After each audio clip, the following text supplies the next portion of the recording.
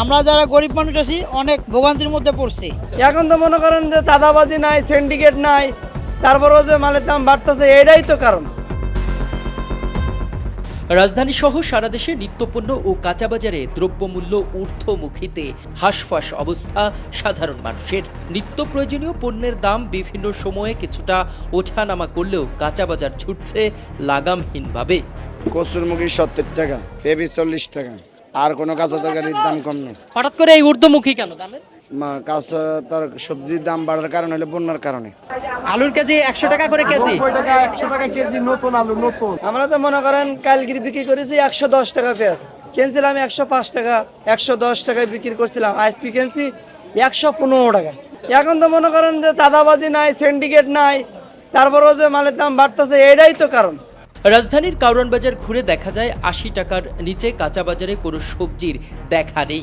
একমাত্র পেঁপের দাম 40 থেকে 50 টাকা দরে বিক্রি হচ্ছে, তাও আবার আগের তুলনায় দামে দ্বিগুণ।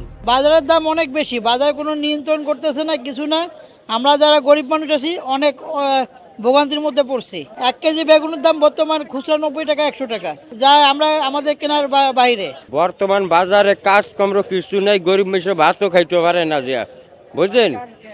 আগের সরকারি ভালো আছিল হিসাব করলে চাচা দিয়া, বুঝলেন? এখন ভাতও খাইতাম পারি না দিয়া। বাজার ঘুরে দেখা যায় অধিকাংশ সবজির দাম আকাশ ছোঁয়া। বেশ কিছু সবজি কেজিতে আগের সপ্তাহের তুলনায় 10 থেকে 20 টাকা পর্যন্ত, আবার কোনো সবজি দ্বিগুণ দামে বিক্রি হচ্ছে। বাজারে উঠেছে নতুন আলু, যা কেজিতে বিক্রি হচ্ছে 100 থেকে 110 টাকা দরে। চড়া বাজারে পেঁয়াজ কেজিতে বিক্রি হচ্ছে 100 থেকে 120 টাকায়। অন্যদিকে মান ভেদে পাকা টমেটোর কেজিতে 200 থেকে 210 টাকায় বিক্রি হচ্ছে। করলা 90 থেকে 100, উস্তা বিক্রি হচ্ছে 120 টাকায়। ঢেঁড়স 80 থেকে 90, বিভিন্ন জাতের বেগুন 100 থেকে 120 টাকা, মূলা 50 থেকে 60 টাকা, পটল 80, বরবটি 120 টাকা ও কাঁচা পেঁপে 40 থেকে 50 টাকা কেজি দরে বিক্রি হচ্ছে।